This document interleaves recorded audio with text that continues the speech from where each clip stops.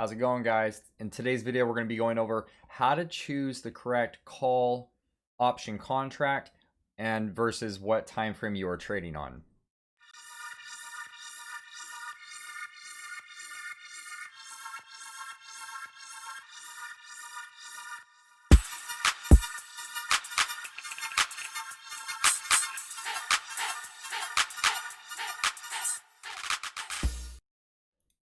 Okay, let's get straight into it here.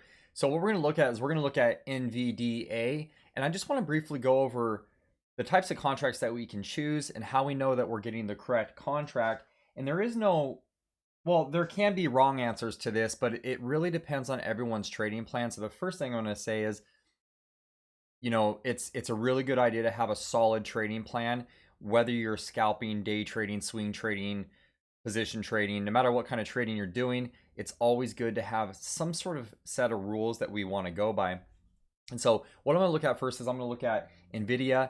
And as you can see right now, we closed out the day at $522.49. So what you saw here, and I'm going to just zoom in here a little bit. And we kind of see on the screen here, we see that NVIDIA has been having this pretty big run up. It put in a high, a top on 9.2 of 589. It sold off, traded sideways, and then it had a little bit of a rally. We did see a lower high over here compared to the 589.07. We saw a lower high over here on the 915.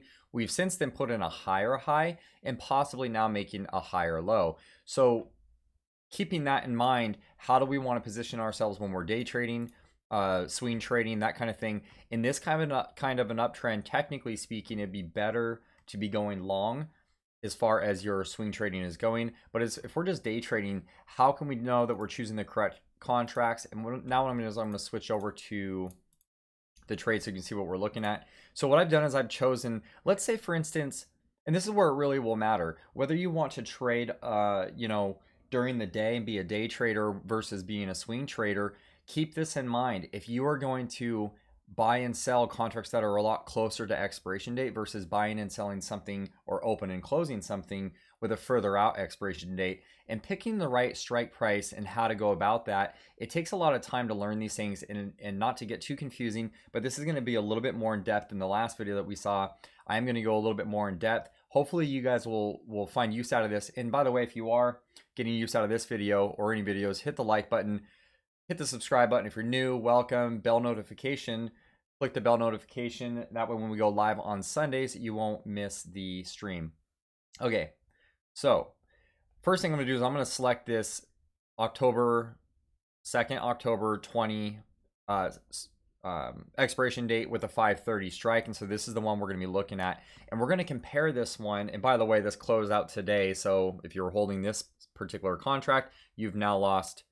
well, I don't know how much you've lost on the contract, but the contract is now worthless since today is the 2nd and this expires worthless. So what I'm going to do is I'm going to just go over to the next one. We're going to compare that contract and we're going to go down here. We're going to go to 1016. And so I could get into a little bit about how I like to personally trade, but this is more for not my biased opinion on it, but more about what the potentials are as far as making money or possibly losing money. So I'm going to go down here. Now, keep in mind when you're trading weekly options, which are the 10/2 expiration date, that's a weekly option. This 10/16 expiration option is what's called a monthly option contract. And the difference is the monthly contracts provide, in my opinion, provide better they provide better volume and better open interest. And what volume and open interest is, that's this column up here. Volume and open interest is how many contracts are out there and how many contracts were traded this day. So as you can see here, this is a high volume, 1247, 2446, 1022, and then open interest are the ones that are out there on the market. Keep in mind also when you get closer to further out of the money or up further in the money, you might see a bigger or wider swings in both directions as far as the volume and open interest. So also keep that in mind. What that means for someone who's holding an option contract is, if you look over here where it says bid ask, in theory, if it's got a high volume, high open interest, the bid and ask should be closer together, which makes it better for getting better fill prices. So over here, bid and ask, you want to see closer bid and ask. That way when you buy it and when you sell it, you're getting a better fill on it. So those are two things to keep in mind. So the second one we're going to look at is we're going to look at the 1016 570 call. So I'm going to go down here. I'm going to go to 1016 570 call. Now the thing to also keep in mind is this expiration is on 1016. So just that little bit of information right now, if you're going to swing trade something, let's say you bought something yesterday and you wanted to hold it over till today, the likelihood of hitting 570 is slim to none because it's so far away. We're talking you know, it's deep out of the money versus if you were going to choose the one we were looking at before, which was the 530, except for it wasn't this expiration, it was on the second. Now it is more likely to hit the 530 than the 570. However, it was a day ago. That's a pretty, even that is pretty far out the money. And we're going to get into Theta and what we can do to protect ourselves, and we're going to get into that here in a second. So let's go over to the contracts themselves. I'm going to pull up these three screens, and I really hope that you guys can see this on the screen. I'm going to pin this down. Oh, come on. No, I'm not. Work with me here. I'm going to pin this down. I'm going to pin this one. Okay. So follow on this, just kind of follow my cursor. If you guys can see this on your screen here on the left hand side, this chart right here on the left hand side, this is the underlying value or the underlying stock itself. So this is the NVIDIA stock itself. These are the shares of NVIDIA. And then over here on the right, this is what this shows. This is the 10-2 530, as you can see up here on the upper left part of this box. And then down here, this is the 570, but if the expiration is further out, this expiration is on the 1016 expiration date. So what it means as far as expiration is when a contract reaches expiration at the end of the day, if the underlying share value is not, if the contract is not in the money, meaning if the strike price of the contract is not in the money compared to the underlying value of the stock, it means that the contract is then expiring worthless. The further out in time you go, the more expensive contracts are going to cost you. And imagine it like this for a second. Imagine driving a vehicle, and like, let's say you have your normal insurance that you buy for your normal vehicle. And let's say that insurance is, let's just say it's $80 a month or $100 a month. Or maybe you're under lease and you have to spend, you know, $200 or $300 a month depending on what you drive. But let's just say it's $80 a month. When you go to rent a car at a rental place, your insurance automatically goes down a little bit. Like, let's say the 1 day insurance, or let's say you're going on a road trip for the weekend, and the insurance that you want to buy is just for a 3-day trip. Let's say that insurance for the 3-day trip costs you $20. Yes, it's cheaper as far as the insurance goes, costs you only $20. But what you're buying when you buy insurance is you're buying time. You're going to drive the normal vehicle that you have under lease. You're going to drive that 24/7 or 8 hours a day when you go to work, when you come home, 5 days a week. And then on the weekend, you're only going to drive for 2 days. When you're spending money with your normal insurance broker, let's say you have Geico, Progressive, and you're going to go through them to get the insurance for the month-long period or the monthly contracts or the 6-month contracts or the year. Let's say you pay for a full year up front and you save 20%. You're going to spend less money per day. Yes, it's going to cost you more overall, but you're going to spend less money to have full coverage for that time period. And then again, same thing with this shorter time frame, like the weekend, you're going to spend less money as far as less money out of your pocket, but it's going to cost you more money during each day. Let's say you divided that up into days. It should, in theory, cost you more. The same is true for option contracts. When you're buying an option contract that is 2 days out or 3 days out or 4 days out, it's going to cost you less out of your pocket as far as less out of your pocket overall, but it's going to cost you more dollars per day that you have that option contract. I hope that makes sense. I wanted to make it as simplified as I can.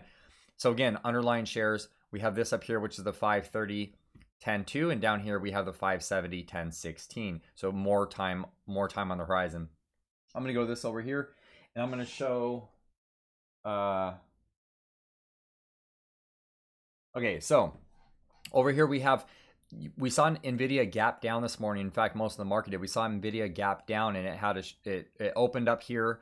If you follow my cursor, it opened up right here, and then it dropped all the way down to here, and I can't see the actual price in the fair value. It's let's do this. So it went to a low of 526.45, and then it rallied all the way up to the top here. It rallied to a high of, let's see here. It rallied to a high of 540.75. So again, the low is 526.45. The high is 540.75. I'm gonna follow my cursor over to this contract. Now we're looking at the 10-2, which is today's expiration, and you can see where the price opened up here. It costs $4.25. So if you were to buy this option contract, it would have cost you $425 to buy this one option contract, and then price rallies all the way up to a high. You could have gotten $11.51. So I'm going to give you the actual percentages on that, and let's turn on. So if you would have bought one contract, come on, just work with me.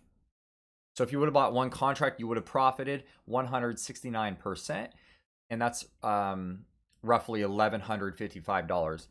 Now let's go look at the contract down here. This contract down here, it opened, it sold off just like the market did, which is a little bit different than this contract up here. This one down here sold off just like the market did, sold off to a low. And let's just say you happen to pick the low, which is almost impossible to do, but let's just say you got, I got lucky today. And let's go to the high up here. There's a high of $10.20. This one profited you 136%. So there's a little bit of variation in there. You obviously are going to make a little bit more money. You're going to make a little bit more money buying the shorter term option contract. Let's say you wanted to day trade this. That would be a pretty phenomenal day trade. And then I would have to give a little bit of a flip side on that. It's not significantly more than the option contract that has 2 weeks more time on it. The difference is it costs you a lot more. So let's go over here again. This one costs you $430. That's about this. It's about the same here. This 1016 costs you, if you would have cherry picked the bottom, which is almost impossible to do, would have been $440. And up here, this one would have been around the same price, a little bit cheaper, $430. We're gonna get into a little bit. We're gonna go over to the not the chart. We're gonna go to the actual option chain, and we're gonna look at some of the different variables as far as Theta, Delta, and then see what you guys can do with applying that. So just follow my cursor here. This one again, 419 is the open. Now, as I move this across the chart, look at the left side of the screen, and you'll see the price move on the underlying, and you can see where it lines up with this or with these prices. And you guys can kind of do the same thing on your platforms, or hopefully your platforms allow you to do this. You can see it rally up here. Now, there was nothing that gave this away. If you follow my cursor here, as far as technical analysis goes, in this price action right here, there was nothing that really told me that this was going to sell off. However, if you go to the daily chart or a higher time frame, like let's say the hourly chart, maybe you would have gotten a different result here, which is also why it's really important to be watching several different time frames. If you see a pretty significant hourly reversal candle and it's selling off, or it has a pretty bearish close, you can usually use that to determine like, hey, this is a pretty bearish hourly close. It closed below the low of these big green up candles. It closed below the low of these candles, and then possibly giving you the idea that, you know what, there's going to be some more downside. So you see this is a 5-minute chart. It starts to sell off. It does a dead cat bounce where, you know what, I bet you a lot of people went long here. I bet you a lot of option traders went long. People were expecting this to be the bottom. It got up here, did a double top, and then it sold off some more. Now, if I go back over to this chart, again, this is the 530, and if you can follow this on each screen, you see it go up here, and then it just kind of sells off and fades away all day. This is, again, the 10-2 expiration, which is today's expiration, 530. Down here, 10-16, 570 expiration. So this ran all the way up to $10.03, and follow along. I'm going to bring the cursor down. You can see it on the left-hand side of the screen, and we get all the way down here to around 570. Hey, the difference already halfway through the day is, because this is at 9 o'clock in the morning, market opens here at 6:30, so this is a few hours into the trading day. If you notice this candle right here, I'm going to bring the candle up to the screen up here, and you notice this is where we had a little bit of a dead cat bounce, and this dead cat bounce would have yielded 227%, right? Way better than the initial investment return that we got, which was 169%. This move here is way bigger than this move here as far as the chart goes, but not as far as the option contract. Again, this would have gotten you 234%. And now I'm going to go down to this one and see what the dead cat bounce here would have gotten. Dead cat bounce, if you timed it about right, you would have only gotten 29%. Okay, so there's a big difference right there. Already, the beginning of the day, we saw about an even, almost even, close to even. It cost you about the same, but you got a little bit more value out of the closer expiration contracts. In the middle of the day, when we saw a sell-off, dead cat bounce, you got a lot more. This one, again, you only got 20%. This one up here, 220%. So you can see how the shorter time frame pays you a lot more, especially on this scenario in the middle of the day. And over here, the underlying share move was, let's do this. Over here, underlying share value from the low to the high in the middle of the day was only 1.5%. So you can see why it is that people do like to trade options. 1.5% underlying share value, and then up here you had a 200% run just on that few 15 minutes of the day. Had you picked the right bottom on that right time frame, this is where it becomes really important. So for this instance, if I was trading this in the middle of the day, it would have made sense. It would have made more sense to trade today's expiration. But if I'm going to swing trade this, if I'm going to hold this for several hours, it would make a lot more sense, in my opinion, to do something a little bit further out. So it really depends on what you're going for. And keep in mind, as let's say you did buy Nvidia at the very beginning of the day, right when market opened, let's say you paid $430 for it for today's expiration. It runs all the way up here to 166% and it starts selling off. Let's say you bought it in the middle somewhere and it starts selling off, and you think this is going to be a dead cat bounce. You're already down 18%, right? You buy some more. You think this is a dead cat bounce. The price goes up. You buy some more, giving you a different average, cheaper than what you got before, but still high compared to where it's about to drop to. And let's say you purchased in here, you thought this was the bottom and it's going to rally from here. Let's say when you got to this candle halfway down, now you're down another 30% on top of your original. Which I can't even see it. Okay, let's just work with me. Now you're down about 30. Let's say you bought it, you're down about 30%. And you know what? I'm gonna average down again. So then you average down. Okay, you average down. You double down the original investment, and then it starts selling off some more. Now you're down 58%. Right? You double down again, and now you're down 87%. This is where it can be extremely risky doubling down if you haven't traded options before. If you're fairly new to this, it's, in my opinion, it's better to just accept the loss and knowing that, like for me, I guess, I accept the loss and knowing that I'm wrong in the trade, and instead of doubling down, I simply let the loss, I just let it build up in that contract, hoping for later on better prices. If I'm more than 50% down, I'm going to hold on to it.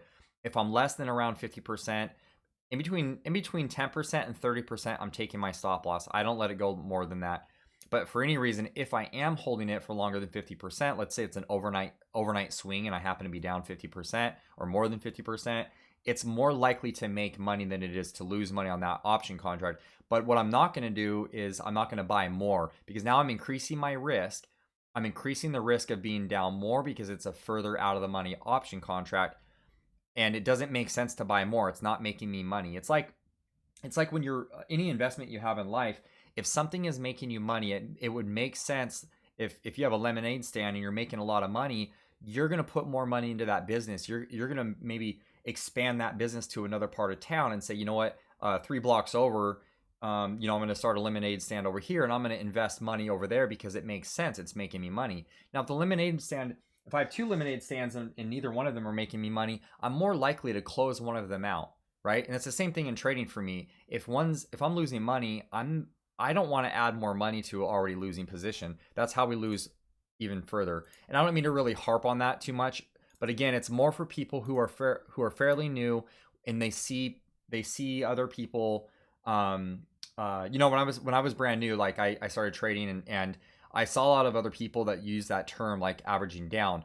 To be honest, I still use the averaging down, but there was a long period of time. There was about a year and a half there where I didn't average down for this reason, especially with options. It's extremely risky.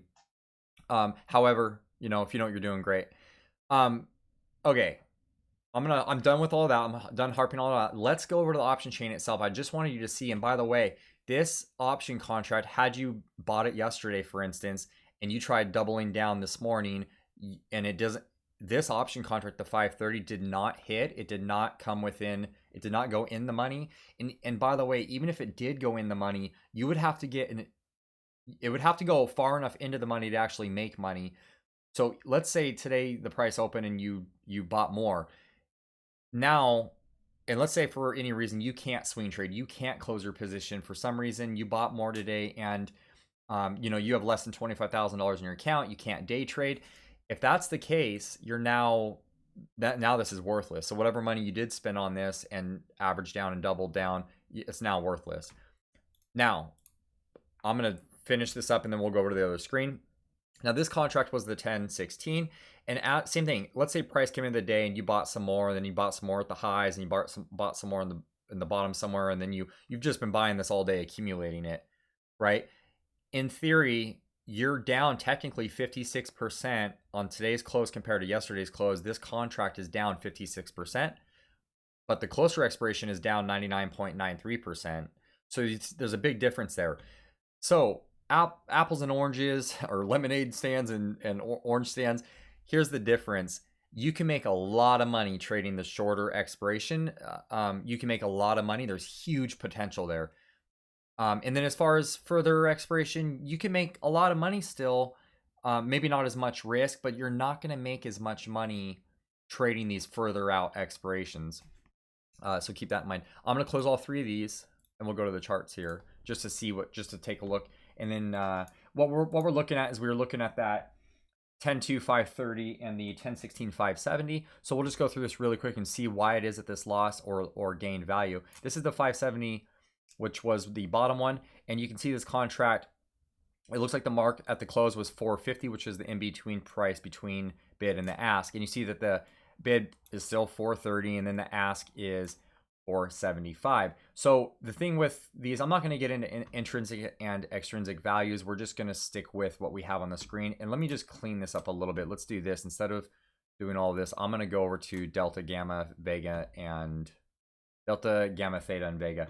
So just looking at this, we're looking at the 570, which are these ones right here, 570s. And so delta was 18 on these ones, which means for every dollar move, underlying dollar move in share price, you're going to get $18. And then you have theta. The problem with these further out ones that you have is it's going to cost you 42 cents, times that by 100. This contract costs you $42 to hold over every 24 hours. This contract costs you $42 to hold. So keep that in mind.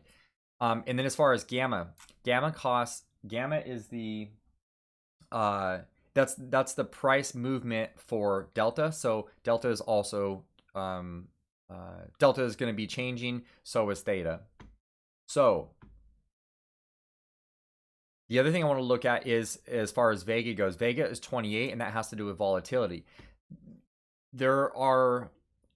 Keep this in mind also when you're trading option contracts. You want implied volatility to move in the same direction as your position. So if I had a bunch of puts, I would want implied volatility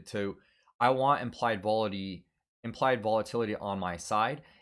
If I'm buying calls and I want the stock price to go up, I want this to go up. I don't want it to go down. So keep that in mind. When you purchase one, a lot of times people will lose money because they're going to be trading something.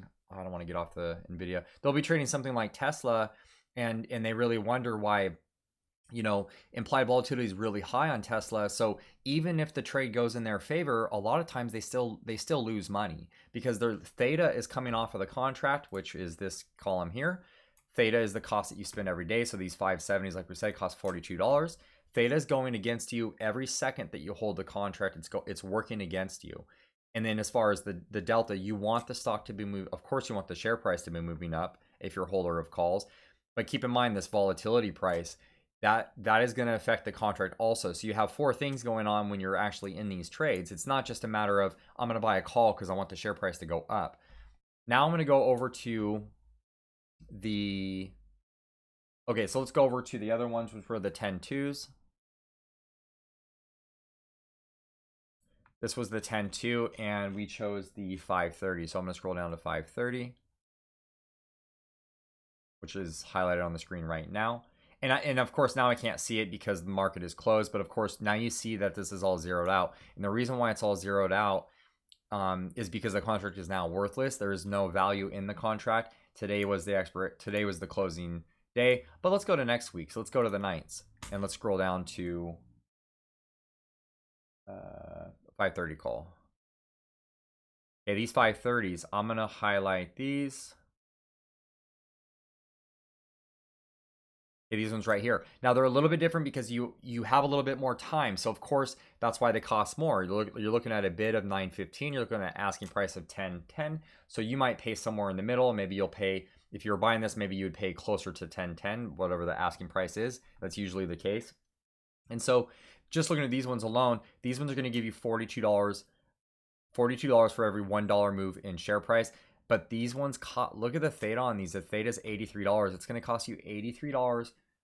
Excuse me. It's going to cost you $83 to hold this each day. So keep that in mind. Now, let's say you have 10 of those, and that price starts to add up.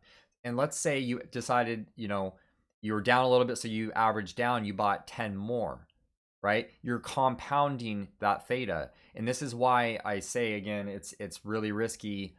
If you don't know what you're doing, it can be really risky to average down. It's for this reason, is that Theta is working against you. So the more that you buy, the more that you're potentially hurting your own position. It can be very painful, and this is how traders blow up their accounts.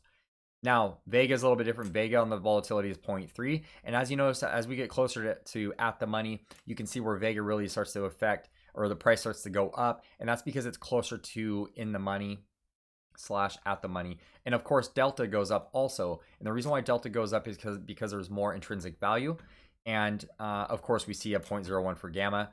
Theta, again, is the time or the cost to hold it each day. So I hope that makes sense. So the thing that I'm going to wrap it up with this. The thing that makes sense to me, because I'm a swing trader, and this is the thing, is I've had a lot of questions about this. What is it about the 10, like, why do I keep choosing 1016 contracts? Why do, to answer that question, it's because they're monthly contracts, and I want better prices. As far as I want it to be, I want volume. Just like when you're buying and selling shares, you want higher volume. Same thing goes with the open interest. I want people to already have the contract. I want it to be easy to buy and sell. I want to get filled at good prices. And then the other thing people asked me was why, as far as time goes, I'm a swing trader.